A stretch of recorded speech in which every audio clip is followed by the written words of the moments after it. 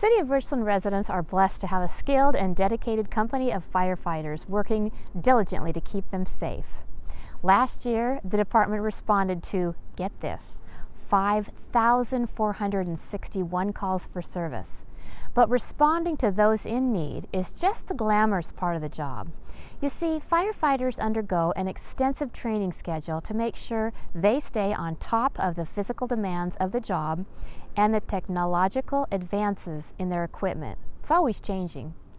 Recently, about 400 firefighters from 9 agencies in the Mid-Columbia region participated in an important water training session at George Prout Pool. Take a look.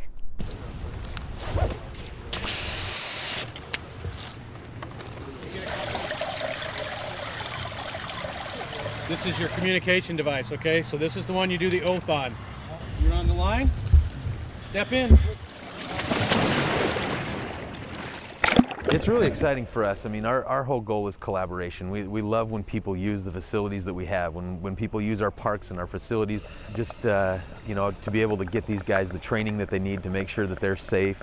We're just really excited to be able to offer this, not just to Richland, but to the community as a whole and to the firemen across this area. This specific training here is very important. So if, you know, we have the rivers and the docks and things like that, if you have a fire that's at one of the docks like Clover Island or some of the boat docks here in the area, or even homes with pools, you need to have the confidence to know what you can and can't do. You know, that way it gives them the security of knowing if they do fall in the water, it's not that they're just going to drop to the bottom and they can't get out and they can't get out of their gear.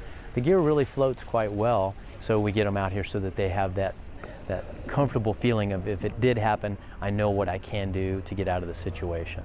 And then the other component of the training today is they're practicing putting a patient who is in the water onto a backboard and then moving them from the water to land for transport. And we actually do run into that fairly regularly, probably several times a summer. We run into people who dive into the shallow end, have a neck injury or head injury, and we need to board them in the water and then remove them with C-spine precautions.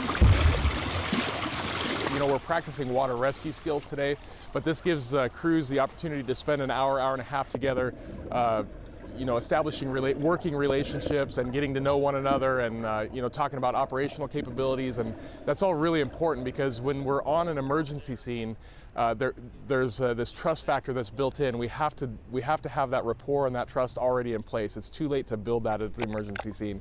So these regional drills that we do again quarterly allow that to happen in a training environment where it's a little less pressure and a little more time, and the crews can connect with one another and establish those working relationships.